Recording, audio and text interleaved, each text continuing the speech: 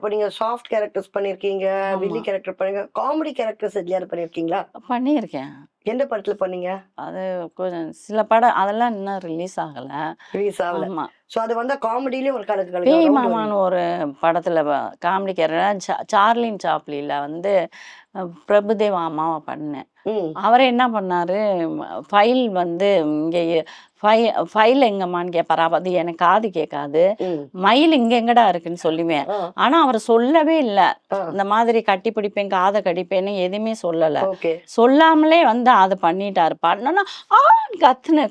ம். கத்துனோனே எப்படி வந்திருக்கு சீனு அப்படின்னா, ஆ. சார் என்னங்க சார் சொல்லாமன்னா, சொல்லாம செஞ்சதுனால தான் நீ அந்த கத்துன அந்த வாய்ஸ் கிடைச்சது ஆ. அப்படின்னாரு. அதே மாரி நீங்க பேசுன இன்னொரு நல்ல டயலாக் இருக்கு. களவாணி படத்துல. ஆமா. அது கொஞ்சம் பேசி காட்டுங்களேன்.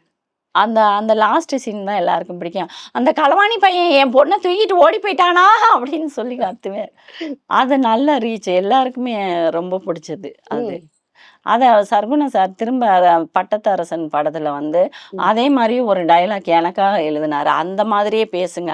ம். நெறைய பேர் என்னிட்ட கேட்டாங்க அந்த வாய்ஸ பத்தின்னு ம். சொல்லி. அதனால அதுலயும் ஒரு டயலாக் இருக்குது. ம். அவ ஜெயபிரகாஷ் சார்ட்ட போய் நான் பேசி சண்ட போடுற மாரி.